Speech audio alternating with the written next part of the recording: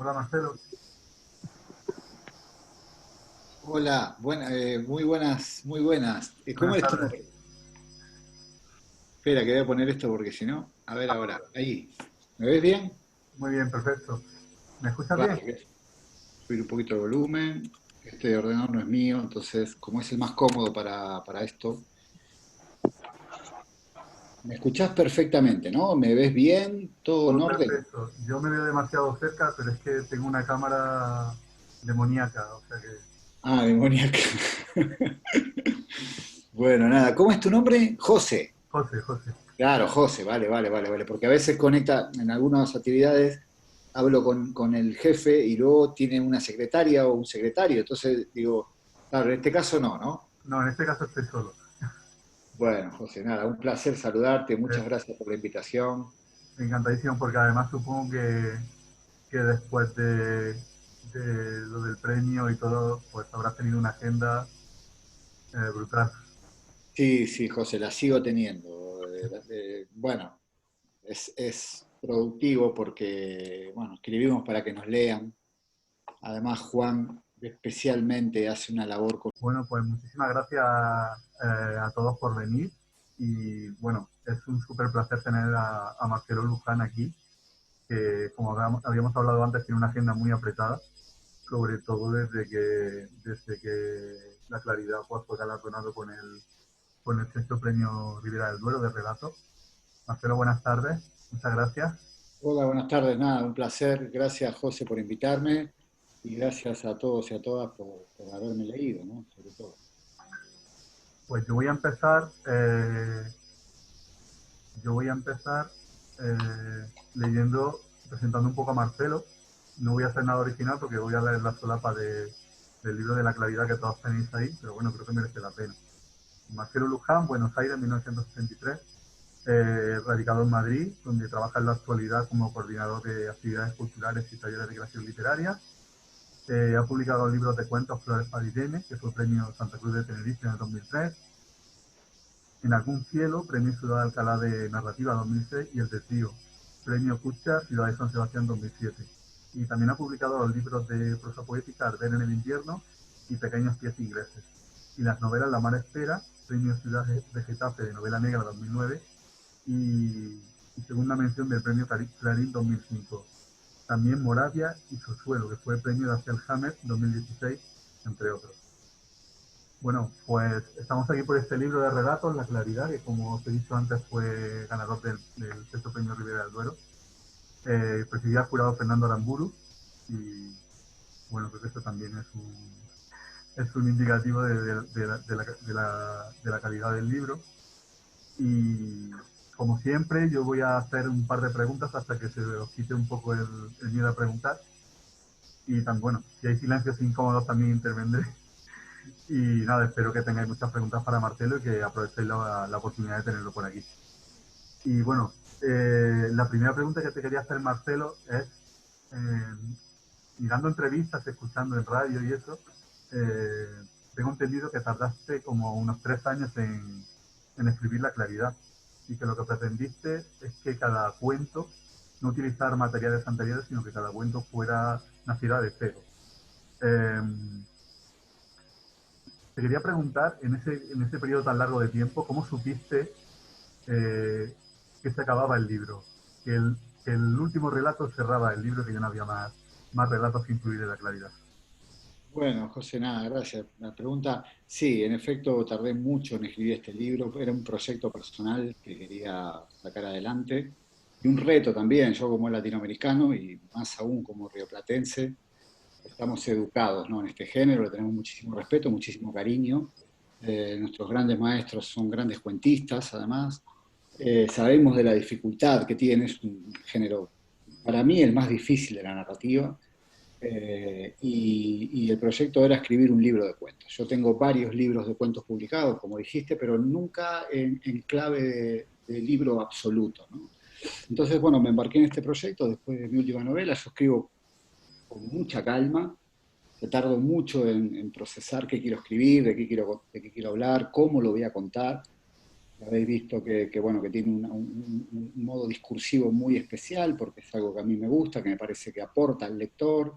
En el caso del género, lo hablaremos luego, son cuentos largos. Cuando pasás en el cuento a la página 8 o 10, el concepto de tensión empieza a correr riesgos, y bueno, entonces este narrador yo creo que aporta también a sostener la atención, a sostener al lector.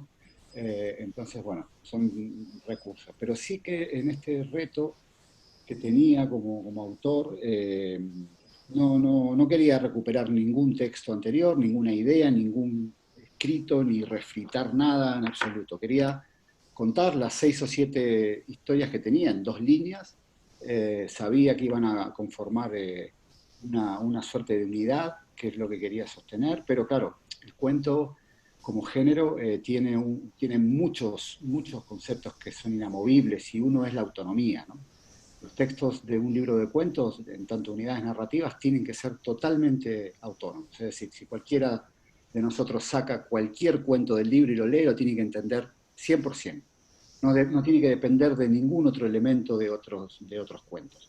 Eso no significa que haya como agregados o algún elemento en función de plus, ¿no? Que digan, este personaje viene de acá o este otro de acá, y conforme una armonía general, ¿no? Que es un poco la historia.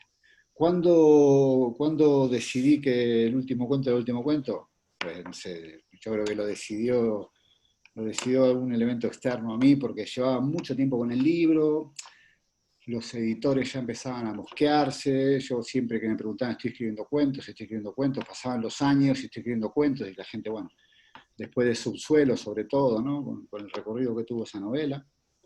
Y además salieron las bases del Ribera del Duero, que salieron en mayo del año pasado. Había estado medio stand-by, el premio, no sé qué. Entonces, bueno, cuando salieron las bases, que cerraban en diciembre, también fue eso una marca para mí, ¿no? Para decir, bueno, basta, vamos a terminar esto. Yo creo que el libro tiene la suficiente solidez como para poder tener la desvergüenza de presentarlo a semejante premio. Y bueno, me decidí, ¿no?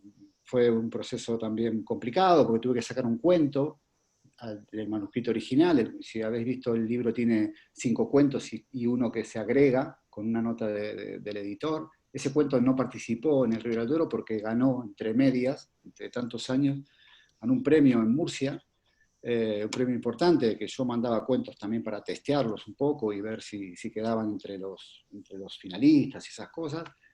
Y entonces, claro, el libro, bueno, tuve que escribir otro cuento, porque sin ese cuento quedaba un poco chueco, pero eso fue en el último semestre, ¿no?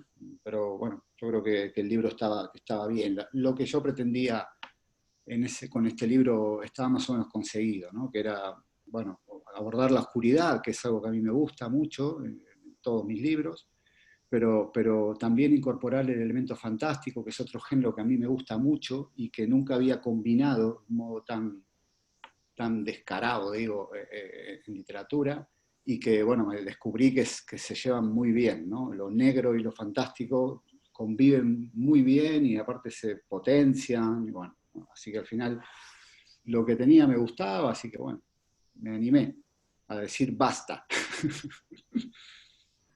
Es una decisión, supongo que es una decisión tuya de autor, evitar ubicar físicamente, geográficamente los cuentos, que tengan una ubicación exacta. ¿Qué intención tenías con eso?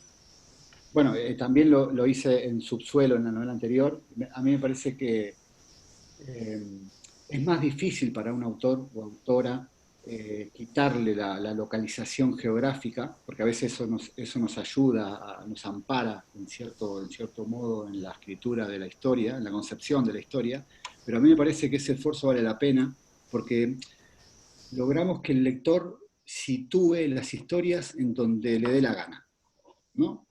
No sé, el cuento del camionero que tiene que cruzar un puerto de montaña, pues puede ser cualquier puerto de montaña. Si nos remitimos a este país, puede ser el sistema central, puede ser el sistema bético, puede ser el cantábrico, da igual, no importa.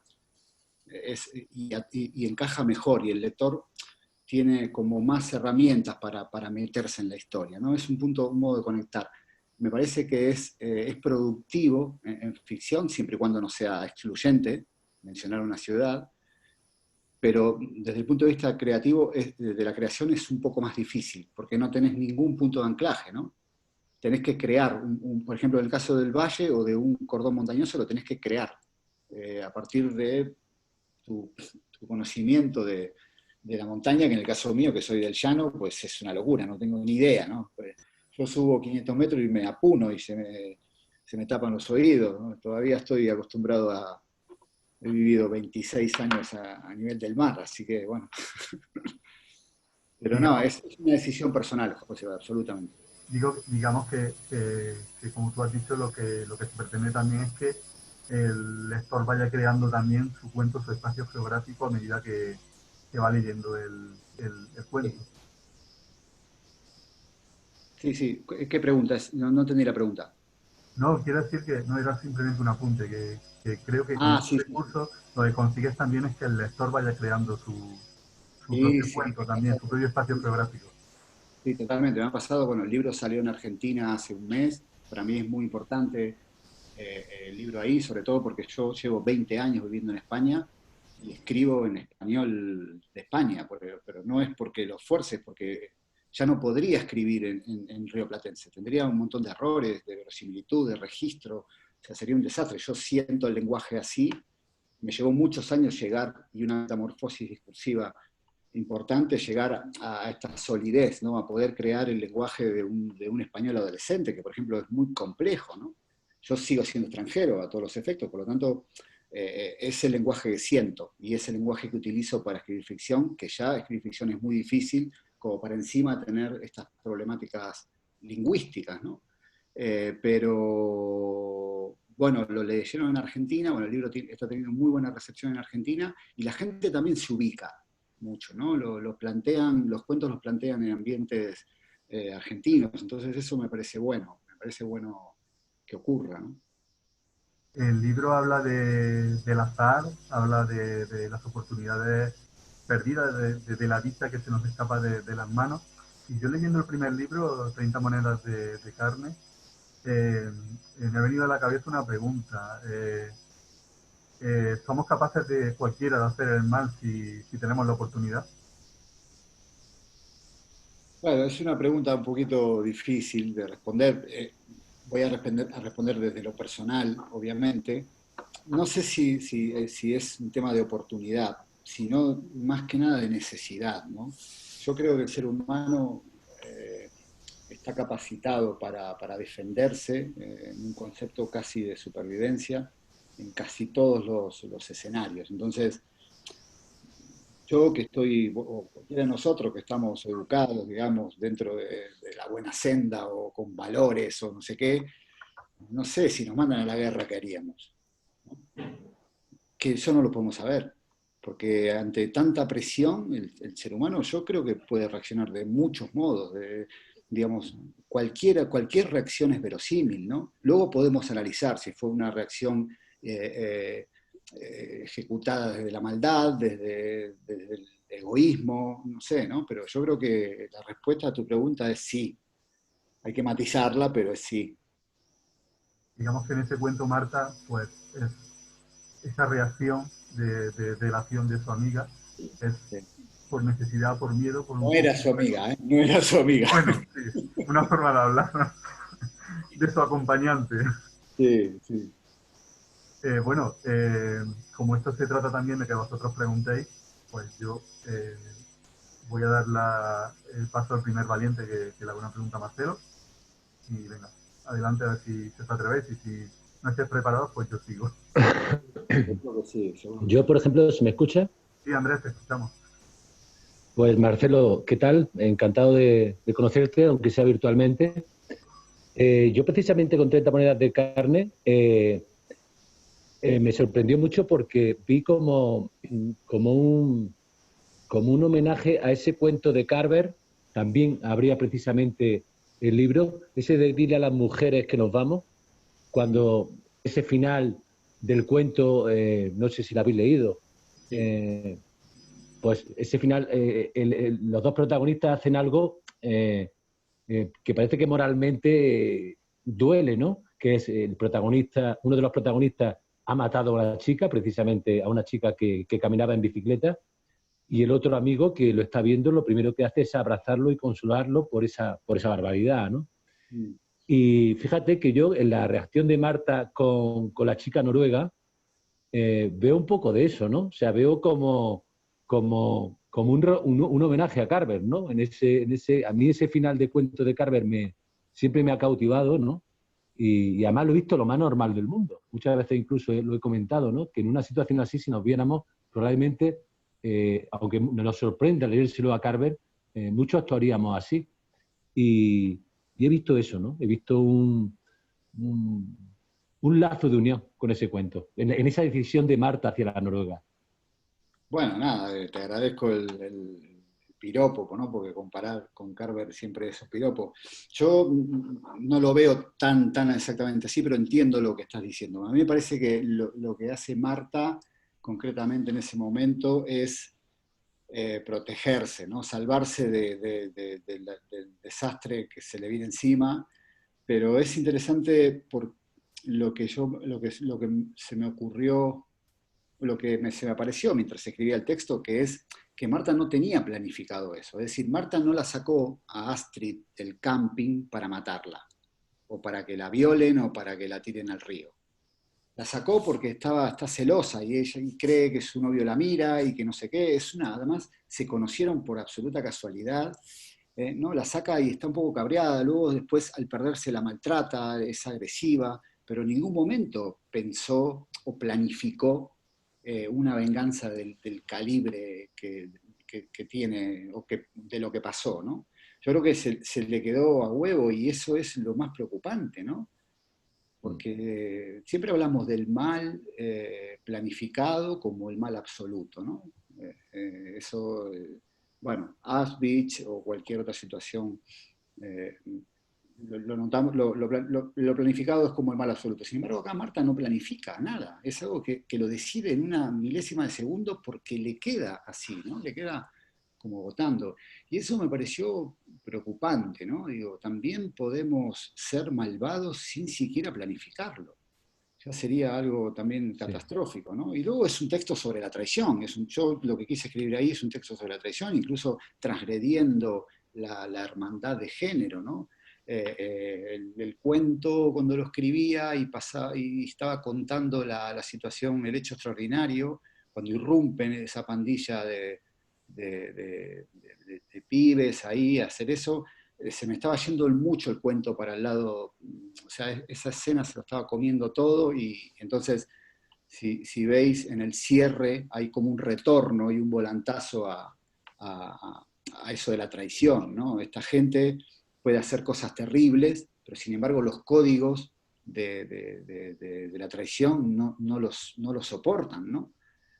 ¿No? Por eso tiene ese cierre el cuento, que me pareció un poco retomar la idea original, porque yo sabía que iba a escribir sobre una violación, pero claro, cuando uno se mete en la escena, es una escena muy potente, ¿no? Incluso cuando la estaba escribiendo. No quería que el cuento se fuera exclusivamente para ahí.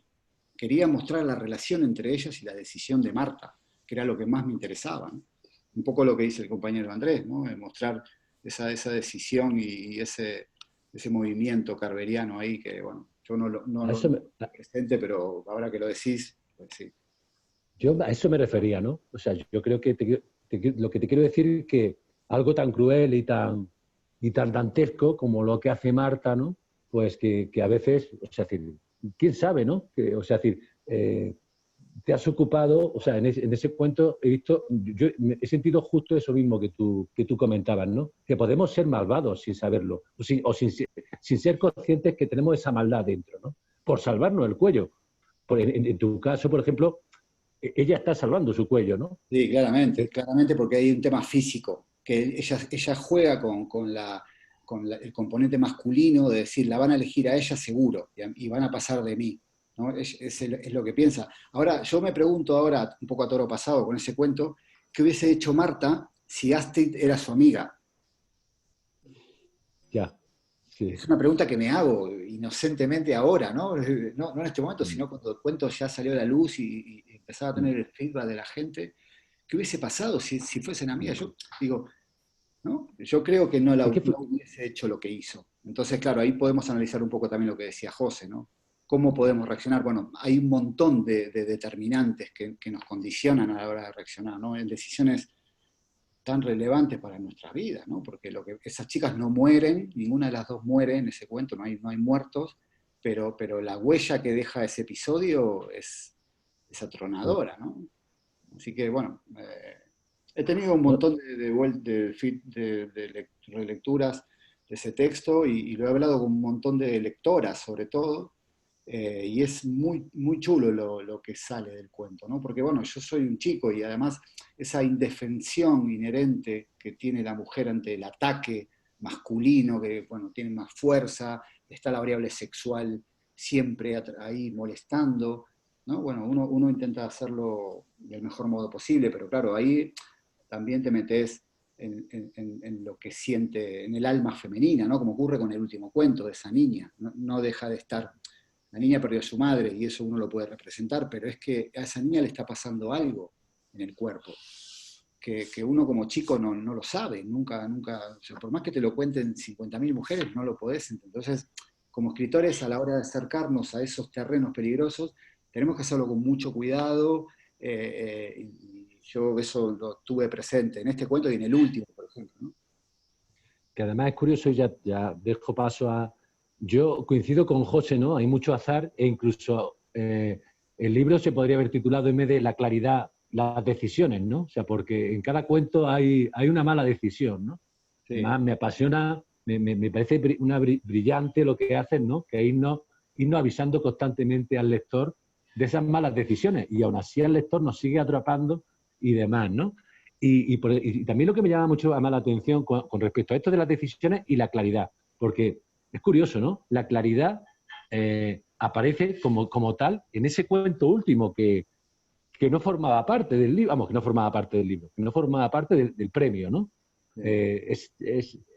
Es curioso, ¿no? O sea, aparece, lo nombra 2 o 3 veces, la claridad. Pero fíjate, Andrés, que en el primer cuento del que estábamos hablando, la claridad también está presente. No el término concreto que solo aparece en el último, evidentemente, pero sí las situaciones oscuras están ocurriendo en escenarios blancos, en escenarios claros, en escenarios diáfanos, ¿no? Que es también algo preocupante, más allá del azar, que es otro elemento que me gustaría hablar. A mí me gusta mucho contar las historias cotidianas en escenarios también cotidianos y blancos. Me parece que ahí es donde más se muestra nuestra indefensión y nuestra debilidad y lo frágiles que somos, ¿no? Porque si nos mandan a la guerra, insisto con este ejemplo de la guerra, pues a lo mejor estamos preparados para que nos peguen un tiro o para pisar un antipersonal, pero si vamos a un parque con nuestros sobrinos, con nuestros hijos, y ocurre un hecho desgraciado, estamos mucho menos preparados, ¿no? Y es lo que le pasa a estas chicas también, bueno, o a Astrid, ¿no? Son escenarios cotidianos donde nos podemos además localizar perfectamente. Y creo que ahí el azar es otro componente importante. Yo creo que le damos muy poca importancia al azar, que domina y gestiona completamente nuestras vidas. Y cuando hablo de azar no hablo de la quiniela o de la lotería, ¿no? Hablo de esas pequeñas decisiones que tomamos de un modo a veces inconsciente, ¿no? ¿Qué hubiese pasado si hoy, en vez de estar en el club de lectura de nuestro querido amigo José del Agente Secreto, yo hubiese salido y hubiese conocido a la mujer de mi vida, ¿no? No sé, Claro. o no, o a una suegra malvada, no sé. Y ahora estoy aquí. Digo, son situaciones azarosas que no las tenemos en cuenta, o sea, le damos muy poca importancia al azar, creo yo, ¿eh? Y es algo que quise trabajar en este libro también.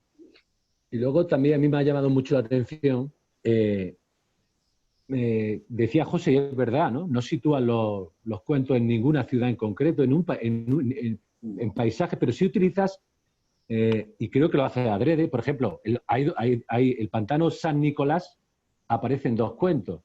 Sí. Hay un valle que hay varios, el valle aparece en varios cuentos, incluso hay oficios, la veterinaria, no recuerdo ahora mismo, en Vínculos y en no sé qué otro cuento, o sea, parece como si quieres hilvanar para que al lector el desasosiego o sea, por ejemplo, sale del pantano San Nicolás de Marta y nos mete otra vez en el pantano San Nicolás en otra historia y parece que el lector ya le está temblando, ¿no? Ya dice, ostras, el escenario ya Puto chungo. puntano, boludo. Sí, bueno, en el cuento del camionero, en Espléndida Noche, Sí, recorrer, de hecho, ve las luces del camping en un momento, ¿no? Pero claro, lo dice, lo nombres, es que lo dices además. lo que dije al principio, si ese cuento lo sacáramos del libro y lo leyéramos de modo independiente, tiene que funcionar. Y esas luces de ese camping tienen que funcionar igual, aún sin haber leído ningún otro texto. Pero es muy Tuve pero, mucho pero cuidado. creo que es muy interesante que sí lo hagas, que sí lo metas en el mismo libro, porque al lector ya lo estás metiendo en el mismo, no sé, es como, me gusta mucho esa ligazón que haces, me gusta, me ha entusiasmado, ¿no? Porque yo en cuanto leía San Nicolás y cuando ponía se ven las luces del camping, ya me sentía dentro del cuento, vamos, digo, no solo dentro del cuento, sino ya volvía la historia anterior, ¿no? Decía, ostras. Sí, de hecho, cuando escribí El vínculo, que lo escribí después de 30 monedas de carne, el orden que tiene el libro no es exactamente como escribí los cuentos, tuve la posibilidad, tenía todo planteado de un modo tan riguroso que tuve la posibilidad de poner que la noche del camionero era la noche en que habían violado a las chicas. Lo podía haber hecho perfectamente. Y no quise porque ya era demasiado. Ya. También hay que tener Lo- cuidado con esto de ligar, porque la autonomía de los textos es muy importante en el cuento. Es un Ajá. elemento inherente al género, ¿no? Así que bueno, gracias Andrés, porque la verdad que me alegra mucho tu lectura y todas las cosas que estás diciendo son muy chulas. Eh, a ver, ¿algún valiente más por aquí? Bueno, ahora mismo no parece. Pues Sí, voy a seguir yo, abundando en la cuestión del azar, que está presente en todos los cuentos. Perdón, José María Belén, Ah, había... María, perdona, no te había Sí, visto. Venga, sí, vale. no, todo Adelante. está bien. Hola y hola Marcelo. Algo que quería justo mencionar es, tú hablabas del azar, de cómo estas decisiones son azarosas, pero siento que al lector nos tienes como en la mitad, porque nos llevas con la expectativa, pero justo por estas decisiones del azar. Desde el inicio del cuento sabemos que algo está pasando, pero no lo comprendemos totalmente. Sabemos que hay una decisión, como decía Andrés, estas decisiones un poco complejas que tienen que tomar un poco al apuro, pero no sabemos bien cómo va a suceder. Y creo que al menos lo que yo sentía mientras leía era siempre estar a la expectativa de que algo va a pasar, y cuándo va a pasar, y cómo va a pasar, pero estoy ya en toda la atmósfera ya está ahí. Es como que tuviera todo adelante, pero aún así se va mostrando poco a poco. Entonces justo quisiera saber si puedes hablar un poquito más de esta construcción que tienes, que es como tan meticulosa pero que funciona, que se siente muy natural. Sí, bueno, eso tiene también que ver con este narrador anticipatorio que utilizo en los cuentos en tercera, omnisciente sobre todo, que es la única voz narrativa que puede ejecutar el futuro, en realidad, ¿no? El verdadero futuro narrativo, por cierto, que es un movimiento técnico muy poco utilizado en literatura moderna, muy poco, ¿eh? Bueno, Dulce Chacón en esa novela maravillosa que es La voz dormida, hace algo así, pero es algo muy poco utilizado. Yo lo utilicé en otros libros, me dio muy buen resultado, genera mucha atención. Es un narrador que agarra al lector y le dice, mira, te voy a contar lo que va a pasar en esta escena. Ahora ya lo sabes, vamos juntos a ver la escena, ¿no? Ese movimiento técnico casi de secretismo entre la voz, entre el sujeto del enunciado y el lector, genera lo que estás diciendo vos, mucha atención. Es decir, yo le estoy diciendo al lector que va a pasar algo. De hecho, en algunos momentos le garantizo, por ejemplo, el del camionero dice un momento, es la última vez que va a hablar con su mujer, digo, ese tipo va a morir, ¿no? Sin embargo, la idea es buscarse la vida o gestionar la información de tal modo que el lector siga enganchado. A mí no me parece que el lector tenga que estar enganchado solamente por descubrir qué va a pasar en una escena, o por descubrir quién es el malo, o por descubrir... Me parece que la literatura tiene que funcionar de otro modo, la literatura moderna tiene que funcionar de otro modo, ¿no? Aportar, intentar tomar riesgos literarios, riesgos narrativos. Es algo que yo estoy todo el tiempo incitando a los chicos y a las chicas que doy clases que tomen riesgos. Va a salir bien, puede salir mal, pero que tomen riesgos, porque si no nos convertimos, es decir, no podemos escribir como se escribía en el siglo de oro. No podemos escribir con todo lo que eso significa, porque la sociedad cambió, porque el receptor tiene otro conocimiento del mundo, y hay que aprovechar ese conocimiento del mundo, ¿no? Y hay que mover el balón de otro modo, desde el punto de vista técnico. Yo lo intento muchísimo, a veces con éxito, otras no. Ahora tengo un poquito ya de tablas, ¿no? Se supone, ¿no? Uno ya tiene una edad y se supone que, bueno, que sabe más o menos lo que hace. Pero yo agradezco mucho este tipo de comentarios, ¿no? De digan, bueno, sí, las historias están bien, no sé qué, o qué impresionante, o qué tal, pero esto, qué curioso cómo construiste esto, ¿no? Que un lector te diga eso, a mí me parece buenísimo, porque es un poco la idea. Es decir, te cuento una historia, está bien, pero está todo recontracontado. Está todo recontracontado. O sea, el terror, por ejemplo, que es un género que a mí me gusta, o el fantástico, que es el terror moderno, o sea, o sos zombies, o son fantasmas, o está Satanás, o está alguna composición diabólica. Está todo contado. Ahora, ¿cómo contás? ¿Cómo presentás? A mí me gusta mucho, por ejemplo, humanizar al fantasma. El fantasma humanizado es... O sea, que el fantasma vuele no tiene ningún sentido. Ahora, que un fantasma tenga un problema para dar un beso, porque huele, porque sangra, porque, no sé, me parece maravilloso, que tenga problemas humanos, ¿no? Y todo eso me parece que es una visión que tenemos que empezar a implantar en la narrativa, incluso en el audiovisual, ¿no? Porque, no sé, yo valoro mucho al lector. Me parece que hoy en día leer un libro es como una tarea titánica, ¿viste? Hoy en día en donde apretás cualquier botón y tenés todo y la gente hace todo a 1000 por hora, ¿no? Sentarse a leer un libro es algo que, o sea, hay que respetar mucho al lector, y respetar al lector es intentar aportarle algo a un lector que lo sabe todo, además, que no es un lector victoriano, isabelino, que no tenía ni idea de lo que era una escalera, pero el lector lo sabe todo, ¿no? Entonces, bueno, no sé, es un poco eso lo que trato. María Belén, ¿te dicen María Belén todo junto o María o Belén? María Belén está María bien. Belén, Ujú. perfecto. Bueno, no sé Y si... solo un comentario más. Creo que esta atmósfera también como se vuelve más fuerte con los epígrafes que usas, que son canciones, que son citas, que es todo. Entonces, eso también creo que es como esa pista. Es como cuando a alguien le cuentas el final, pero no sabe el final. Solo sabes, como dijiste, que el camionero se muere. Sabe que va a pasar algo entre las dos amigas. Sabe que algo pasa con esta chica, pero no sabemos cómo pasa. Y creo que ahí está como la esencia del asunto. Con los epígrafes también nos dices, nos das guías, como que pistas, Bueno, pero en realidad... es la función Ujú, textual del epígrafe, ¿no? ujú.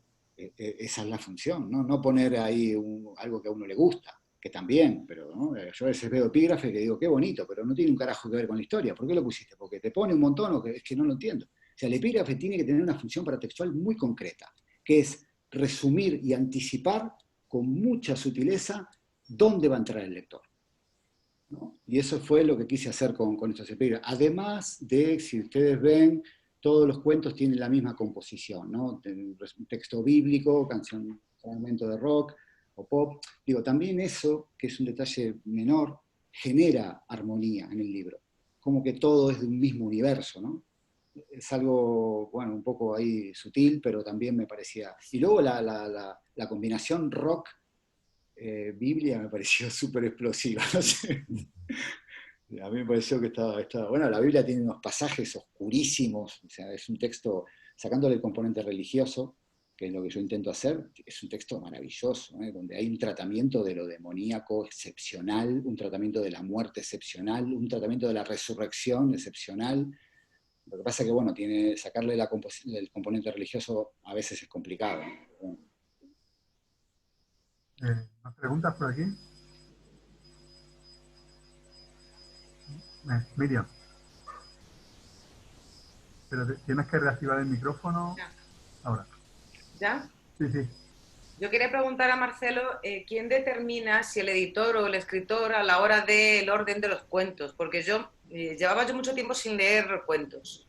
Y claro, cuando yo empecé, el primero, según conforme íbamos avanzando, la violación, vamos, a mí me produjo un desasosiego y un agobio, pero es que luego ya el segundo, que es el del niño, Sí.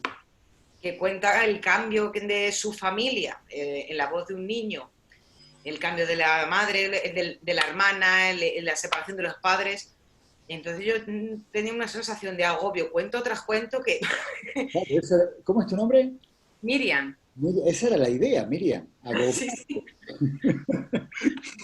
Bueno, no, yo en este caso el libro salió por el premio y luego Juan, cuando estuvimos en el proceso de edición, me dijo que el orden era estupendo, ¿no? Yo creo que también en ordenar bien los cuentos me jugué buena parte de la decisión del jurado, ¿no? Es parte de nuestras decisiones como escritores, lo mismo que decidir qué voz narrativa cuenta un texto. En un libro de cuentos, sobre todo en un libro de cuentos de este calibre, donde es un libro, donde el lector termina de leerlo y siente que leyó un libro, ¿no?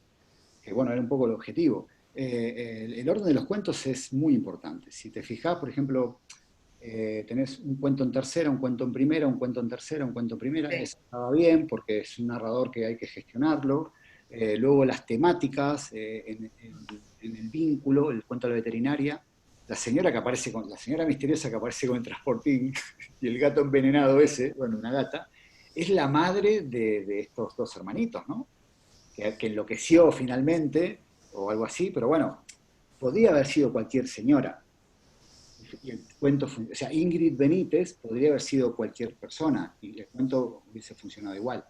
Pero claro, cuando yo ya tenía ese personaje tan potente, esa madre que quedó un poco en la nada, qué pasó con la sartén, no sé qué, era un personaje que me interesaba, ¿no? Digo, bueno, voy a retomarlo porque como tiene que entrar una mujer misteriosa, medio chiflada, pues me venía muy bien que fuese ella, ¿no?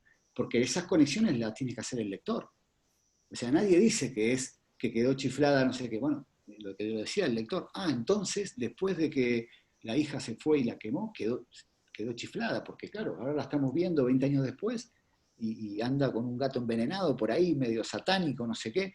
No, son cosas que en el orden, también yo fui escribiendo los cuentos a 7, 8 meses, terminaba un cuento, a veces más. Entonces, claro, cuando ya no es lo mismo el primer cuento o el segundo que cuando tenía 3, ya tenía un montón de composición, de atmósfera, de decisiones técnicas, en donde ya podía encaminarme y saber qué podía recuperar, ¿no? Entonces, casi que los últimos cuentos el orden salía solo. El cuento el que cierra el libro, el bonus track, era el último cuento en la edición original, porque evidentemente se menciona por única vez la claridad, ¿no? Por ejemplo, ¿no? Pero claro, cuando empezás el libro ese orden no lo tenés tan claro, lo tenés que gestionar. Pero bueno, escribiendo un libro como escribí yo desde cero, cuento a cuento, yo creo que es más fácil. De hecho, podría haber escrito los cuentos en el orden en el que están. El primero que escribí fue Una mala luna, por ejemplo. El segundo, el que aparece segundo, ese fue el primero que escribí. Pero inmediatamente pasa a segundo lugar porque el de la Noruega y Marta era un cuento que me parecía más potente para empezar, que marcaba mucho mejor el ritmo discursivo del libro. Es un cuento muy diferente el segundo, que trabaja, no es solo una secuencia, sino que trabaja el tiempo con otra plasticidad. Me parecía también al lector decirle, mira, es un libro, pero es un libro de cuentos, es decir, no es un capítulo de una novela que pasás y es siempre lo mismo. Tiene que haber pluralidad, ¿no? Porque si no, estamos ante una novela facetada, no sé, muy diferente. Sí, yo le quería felicitar por eso, porque el principio encontrarte esos relatos tan potentes ya te engancha por completo al libro de cuentos, porque si al principio empiezan con cuentos bonitos, cuentos tal, o cuentos, pero tan fuerte, yo es que el primer cuento que leí llevaba tantísimo tiempo que me quedé un poco como diciendo, me quedé descolocada total, me atrapó bastante. Bueno, muy bien, te agradezco mucho. De todos modos, son cuentos largos, son cuentos que doblan y a veces más la extensión media del género, ¿eh? Con lo tal, yo corría muchos riesgos, sobre todo, como dije al principio, de sostener la atención, que es algo que la novela no necesita. La novela puede tener baches, da igual, Sí. sale adelante, trabaja por acumulación, es diferente. En el cuento es un caramelo que te dan, ¿no? Y te dura lo que te da en la boca y cuando se termina desaparece y tiene que ser rico, porque si no... Entonces, es un sistema más complejo desde el punto de vista literario. Pero a mí me alegra mucho que te pase esto con los cuentos. Yo creo que es un género que, bueno, en este país hace más o menos 15, 20 años se le está dando mucha potencia y mucha importancia, sobre todo el trabajo de Juan Casamayor y algún otro editor. Ya hay una generación de españoles que escriben muy bien, que son buenos cuentistas, hay más atracción, pero es una cadena, ¿no? Si no educamos al lector para que lea cuentos, toda la cadena se rompe, ¿no? El editor te dice, pero ¿qué mierda haces escribiendo cuentos? Como si el cuento fuese una cosa menor que uno escribe. A mí me llevó el doble de trabajo de una novela. El doble de trabajo que Subsuelo, que es una novela que ganó el Hammett, digo para que, o sea, que no es una chorrada. Me llevó el doble de trabajo. No de tiempo, de trabajo, el doble. O sea, hay cuentos maravillosos, no sé, qué sé yo. El cuento es un género. Fíjense, Gabriel García Márquez, que era un gran cuentista además, hay un cuento de él que se llama El rastro de tu sangre en la nieve, que está en el libro de cuentos 12 cuentos peregrinos, que es su mejor libro de cuentos, además, a mi juicio. Ese cuento, que son 10 páginas, es tan potente que el personaje femenino de ese cuento es un grupo de música ahora mismo, Nena da Conte. Fíjense lo que puede significar y lo que puede generar un cuento en 10 páginas, ¿no? O sea, no es un género menor, ni mucho menos. Yo sé que sabéis que no es un género menor, pero es que a veces uno dice, bueno, hay autores, novelistas sobre todo, bueno, que entre novela y novela sacan un libro de cuentos, un compilado ahí más o menos para apañar un poco la fiebre de su editor, y eso perjudica al género. El cuento es una cosa, si se educa al lector para escribir cuentos, es decir, si se le dan buenos cuentos y buenos libros de cuentos, el lector va a ir a por otro libro de cuentos, no lo va a menospreciar, ¿no? No va a agarrar el libro de cuentos con prejuicio de género, quiero decir, ¿no?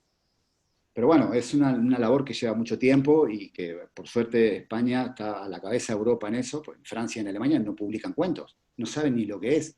En las librerías de Francia, que es un país, bueno, con su lengua de raíz latina, que se parece un poco a nosotros, las librerías francesas no tienen sector de cuento.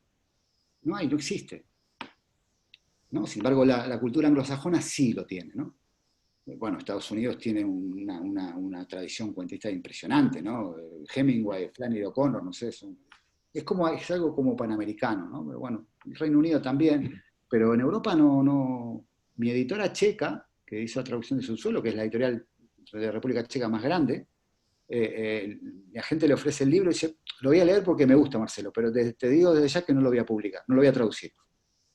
La claridad. ¿Por qué? Porque son cuentos, o sea, te da igual si está bueno o no, ¿no? O sea, son cuentos, es una mierda. O sea, esa concepción en Latinoamérica, no, bueno, en todo Panamérica no existe, ¿no? Cuentista, un cuento, los cuentos, y eso es, o sea, tenemos que escribir buenos cuentos, sobre todo para que al lector le guste y le ponga leer cuentos. Y el librero diga, bueno, voy a tener una sección de cuentos porque los vendo, porque cumplo con mi tarea de librero y le doy buenos libros al lector. O sea, es una cadena, ¿no? Y por lo tanto tiene que haber buenos cuentistas que generen esos textos. Pero no buenos cuentistas no va a haber nunca si el editor le dice, no, cuento, esa mierda, pero ¿por qué estás con esa chorrada? Escribite una novela. Es toda una cadena, ¿no? Que bueno, que por suerte, insisto, porque también España está muy comunicada con Iberoamérica, con Latinoamérica, cada vez más la globalización para algo sirve, en este caso, y hay muchos latinoamericanos escribiendo desde España, por lo tanto ya el cuento es una necesidad para nosotros.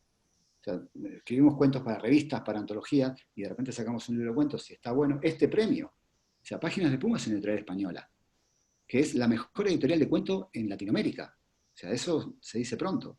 El premio Rivera del Duero, que es el más importante del mundo en cuento inédito, es un premio español, de una denominación de origen española. Por lo tanto, hay una intención en España, y a mí me pone muy contento, claro, ¿no? Porque sería una locura, sino ¿qué hago con los cuentos que necesito escribir? No sé, ¿qué puedo hacer? A lo mejor se los puedo dar al banco, ¿no? Cuando me piden plata, le digo, te voy a pagar con fotocopias, ¿no? Pero no, yo quiero plata, no quiero fotocopias. No sé por qué, pero bueno, por suerte eso se están caminando bastante bien. Me alegro, Miriam, que te hayan gustado los cuentos y que a lo mejor, a partir de ahora, te acercas un poco más, ¿no? Sí. Te da libros de cuentos y vos le decís, vale. Sí, leeré más. Muchas gracias. La verdad es que, Marcelo, nos ayudáis porque yo, a la hora de organizar club de lectura, cuando le dice a la gente que vamos a leer un libro de cuentos, cuesta más, ¿sabes? Sí, te entiendo, José, te entiendo porque yo lo vivo como autor.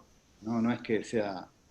Es así. Pero bueno, si generamos buenos libros de cuentos, no va a tardar mucho el lector en aceptarlos, ¿no? ¿Más preguntas para Marcelo por aquí? ¿No? Si no hago yo una.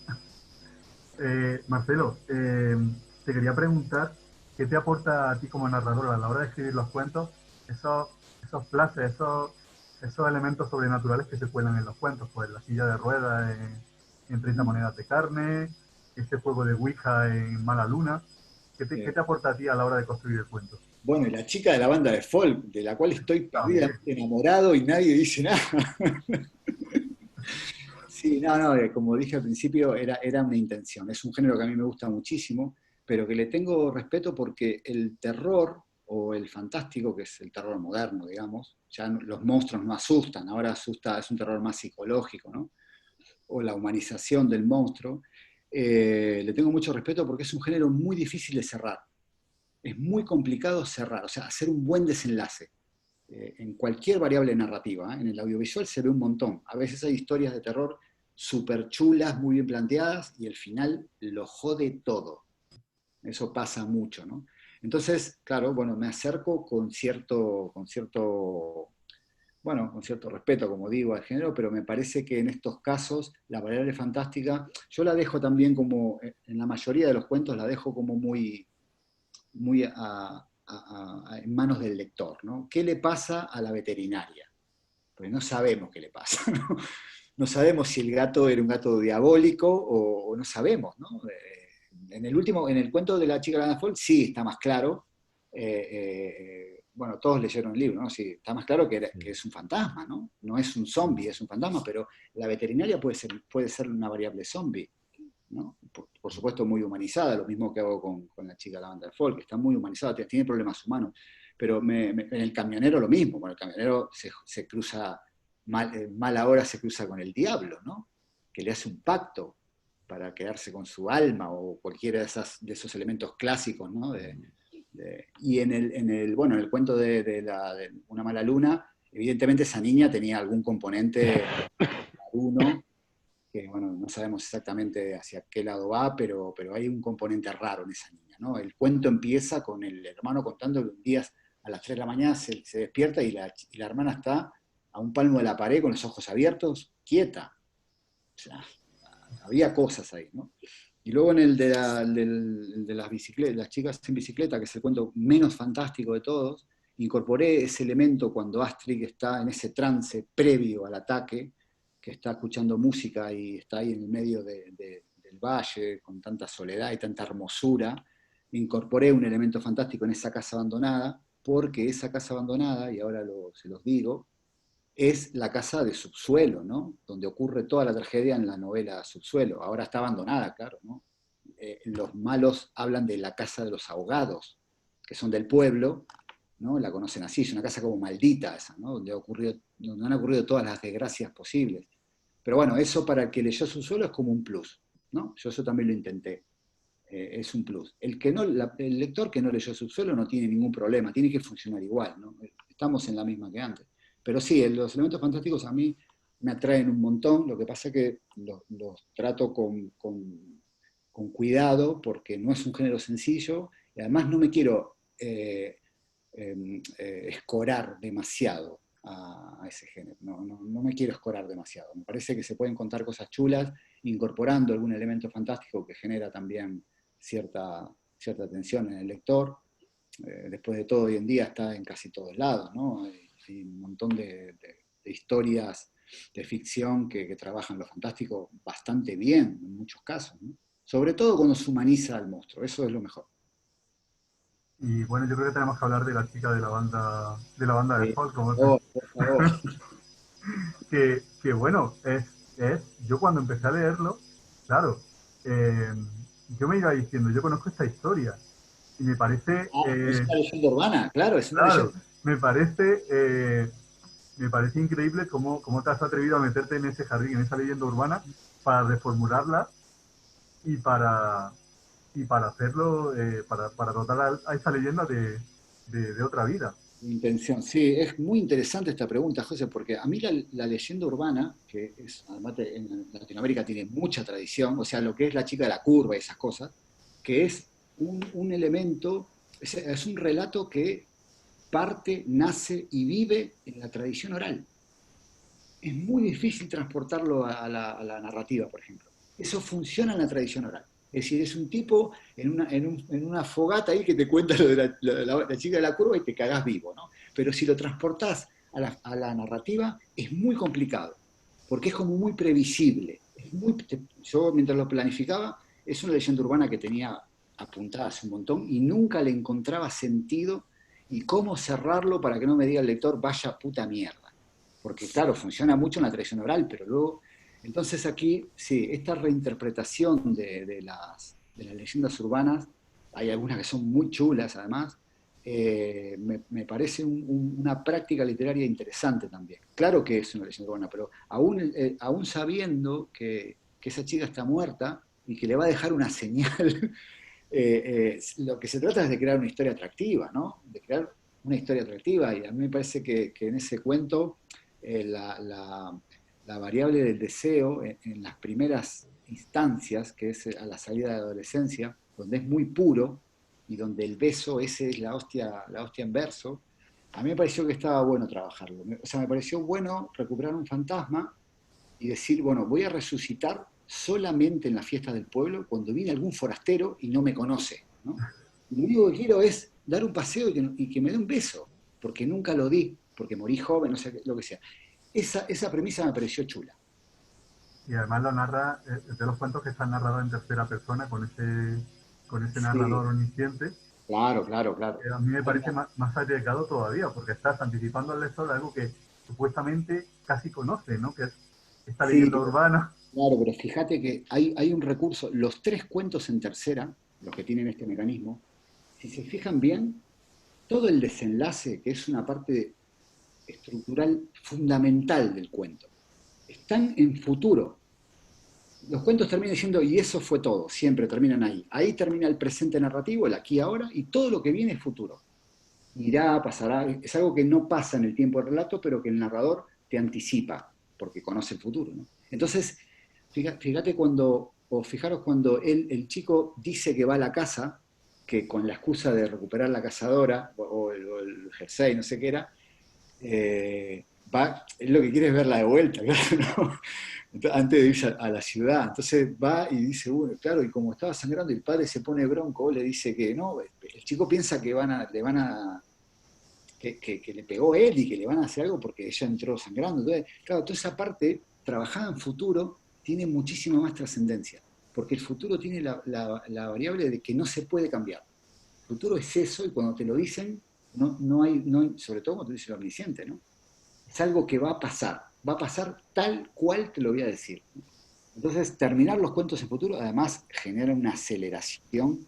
La escena donde el chico va a la casa, está todo, el discurso directo, cuando está fuera del presente, yo lo pongo en prosa, tanto el pasado como el futuro. Lo que aparece con raya es solo aquí, ahora, presente, ¿no?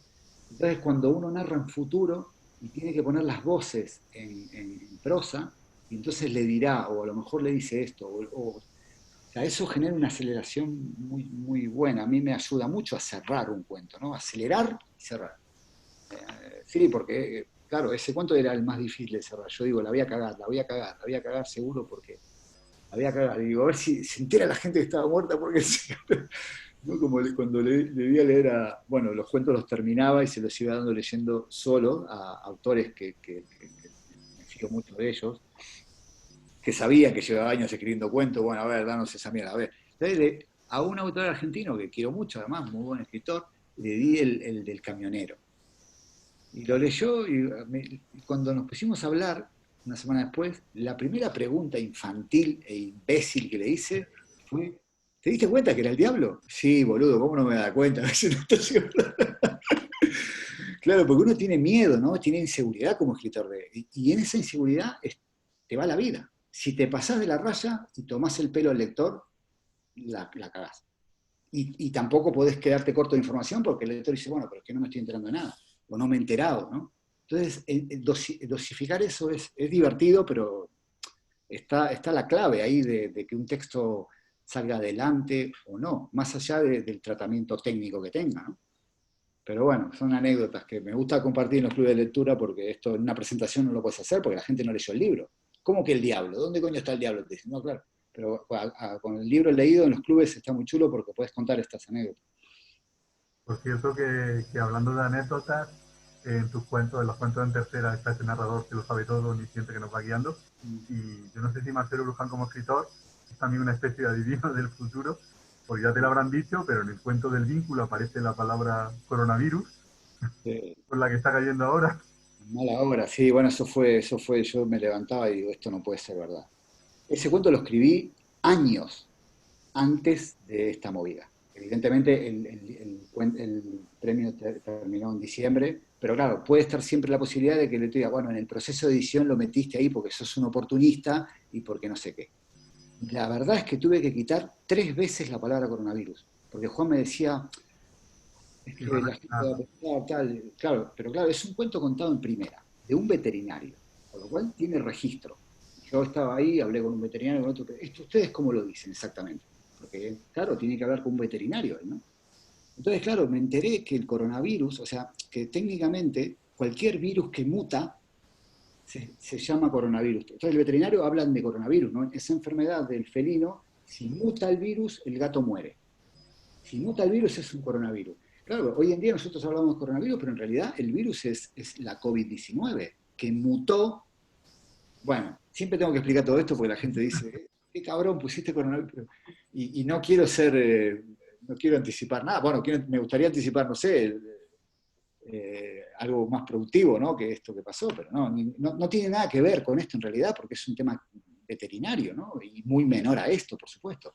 De hecho, no es contagioso se supone que no es contagioso con el ser humano. Y aparte, era para generar, o sea, un gato medio moribundo y medio infectado, que al morder a la chavala esta, pues pasaran cosas extraordinarias, ¿no? Porque ese era el objetivo en el cuento. Me acuerdo cuando lo escribí que, vamos, esto que está pasando ahora ni estaba en los planes, o sea, nada que ver. Pero bueno, sí, siempre lo explico porque parece cosa de mandinga, ¿no? Como se dice.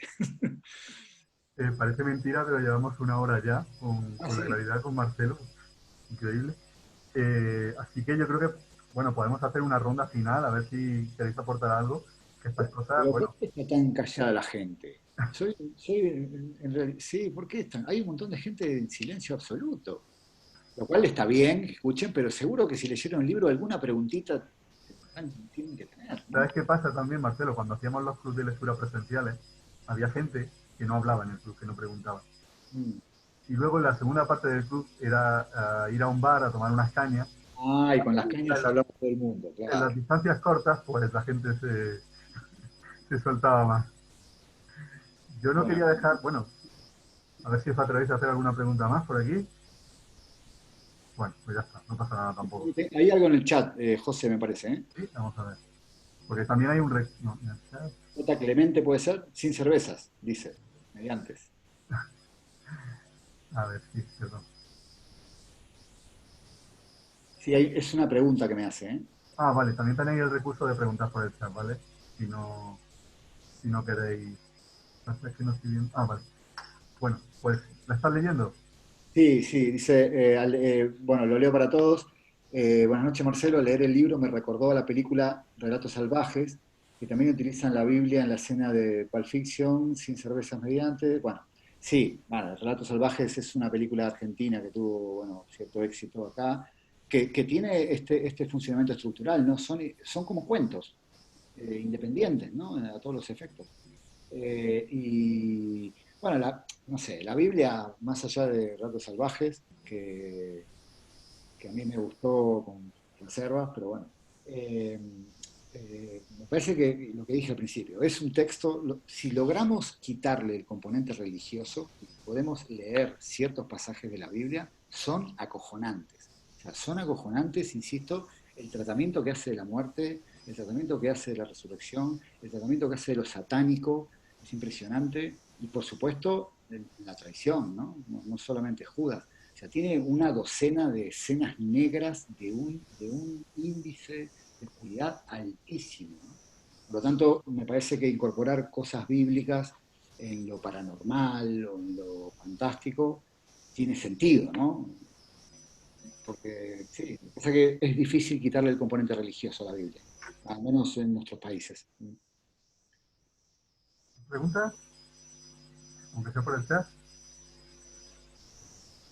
Bueno, Al, ay, al María. principio hablaste de tus maestros. Quizá podrías compartirnos tus lecturas o así recomendaciones de libros que has hecho sobre cuentos. Sí, con mucho gusto. Lo que pasa es que me resulta siempre muy difícil porque me olvido de decir lo que realmente me gusta. No sé, como cuentistas, ahora va a parecer que hago publicidad de la editorial, y José va a decir, sí, sí, hace publicidad de la editorial, pero es que los No es mejores verdad. libros de cuentos están publicados en Páginas de Espuma, sinceramente. Entonces, bueno, encima hay muchos argentinos ahí dando vuelta, porque Samantha Schweblin es una escritora sensacional y el libro de cuentos Siete casas vacías es muy recomendable, muy, muy recomendable. Mónica Ojeda, que acaba de publicar, tiene una escritura también muy singular, con un tratamiento de lo oscuro y de lo dark también único casi, textos muy poéticos además. Y luego con respecto a los maestros, bueno, yo estoy educado con esta columna vertebral latinoamericana que siempre trazamos muy, muy a la ligera, ¿no? México, Colombia, Argentina, con Rulfo, García Márquez, Cortázar, aunque hay un montón más, Ribeiro en Perú, y además no hay chicas, entonces siempre pongo a Flannery O'Connor, que aunque es estadounidense, quiero decir, no entra dentro de la variable hispanoparlante, la recomiendo. Hay un libro que seguramente José tiene, para los que quieran leer a Flannery O'Connor, ha sacado hace un par de años de bolsillo una edición de los cuentos completos de Flannery O'Connor en bolsillo, muy accesible, muy económica, que recomiendo encarecidamente. Hay unos cuentos ahí en el libro de ella que se llama Un hombre bueno es difícil de encontrar. Tiene 3 o 4 cuentos impresionantes. Es una muchacha que, Flannery O'Connor, una chica que vivió siempre en una granja sureña y que hace un tratamiento, bueno, en su época de la diferencia de clases impresionante. Trabaja mucho el tema campestre, pero bueno, porque es donde ella vivía, pero es una cuentista maravillosa que yo admiro sinceramente, una adelantada a su tiempo además. Y no sé qué otra cosa más recomendar de cuento, no sé, son tantas y siempre se me olvidan. Siempre leo cuentos muy buenos, o me cruzo con cuentos muy buenos, y Mariana Enríquez, otra argentina, otra autora argentina, que ahora, bueno, sacó una novela de terror que está muy, muy, muy bien catalogada acá, pero tiene un libro de cuentos que publicó en Anagrama hace un par de años, que se llama Las cosas que perdimos en el fuego. Muy buen libro de cuentos, de una escritora extraordinaria además también. La recomiendo. Digo, libros que puedan acceder acá en España, porque a veces uno recomienda cosas que no están y es un problema. Esos libros José los tiene todos seguros, y si no los consigue. Los tengo, los tengo. Sí, Las cosas que perdimos en el fuego, ese libro es de Anagrama, muy buen libro de cuentos, muy moderno. Bueno, Mariana mete el terror, o sea, tiene mucho control del terror duro y lo gestiona muy bien. O sea, es una escritora, me decía Ismael Martínez Birru, un escritor de terror español muy bueno, que es amigo además, que leyó la novela de Mariana Enríquez, esta de Nuestra parte de noche, perdón, y dice, claro, es una novela de 500 páginas y te mete un fantasma en la página 12. ¿Sí? O sea, porque hay que tener mucho coraje, ¿no? Para, y bueno, hacerlo bien, y lo hacen, ¿no? Así que, bueno, pero más allá de esto de lo fantástico, sí, esas recomendaciones las puedo dar. Y no sé, bueno, también en novela podría dar un montón, pero me quiero abrigar más al cuento, en este caso.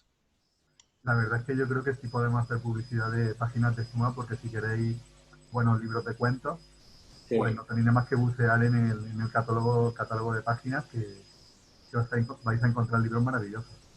Mm. Bueno, pues si Sí, no hay más sí, la verdad que preguntas, dime Marcelo, perdón.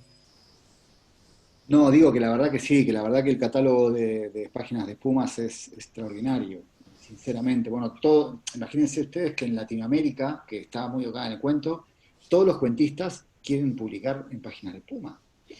Incluso escritores y escritoras cuyas novelas salen en sellos muy, muy potentes, muy grandes, los cuentos los quieren publicar en Páginas de Espuma, ¿no? Bueno, el caso de Andrés Neumann es el más más conocido, ¿no? Publica en Alfaguara, pero los cuentos no los saca nadie a él de Páginas de Espuma. Me parece una decisión muy acertada, además, ¿no? Sí, totalmente. Bueno, pues yo creo que podemos cortar aquí. Marcelo, muchas gracias por sacar un ratito para No, este. un placer, realmente estoy un poco con las gafas así como perdido porque tengo que confesar que llevo 15 días con gafas en mi vida, son para leer, pero claro, me las pongo y es otro paradigma, y digo, esto no me lo quiero quitar nunca, ¿no? Entonces, bueno, pero no, como te decía José, muchísimas gracias por esta oportunidad. A mí los clubes de lectura es algo que me encanta porque, bueno, tenemos a los lectores con el libro leído y se pueden sacar muchas conclusiones y muchas cosas interesantes, a diferencia de una presentación, por ejemplo, donde uno se tiene que cortar todo el tiempo y yo que siempre cuento los finales, soy un desastre, estoy ahí. Bueno, es un placer y nada, contar conmigo para lo que queráis en este aspecto. Yo lo que sí te quiero invitar cuando todo esto pase y sea posible a que si buenamente puedes y La surge la cerveza. oportunidad a que te pases por aquí con Juan o sin Juan y bueno, pues hagamos un Por encuentro supuesto, ya presencial. por supuesto, José, muchas gracias, muy buen trabajo y gracias a todos y a todas por leer, por estar ahí, aunque estéis en silencio, sé que Ana, por ejemplo, la tengo aquí en el medio de la pantalla toda la sesión y no ha dicho nada, pero seguro bueno, habéis aprovechado un poco lo que comentamos y me alegro mucho de estar acá y además, lo más importante, gracias por leer, ¿no? Luego, Gracias, Marcelo. Andrés, gracias. Buenas pues, noches a todas y a todos, ¿eh?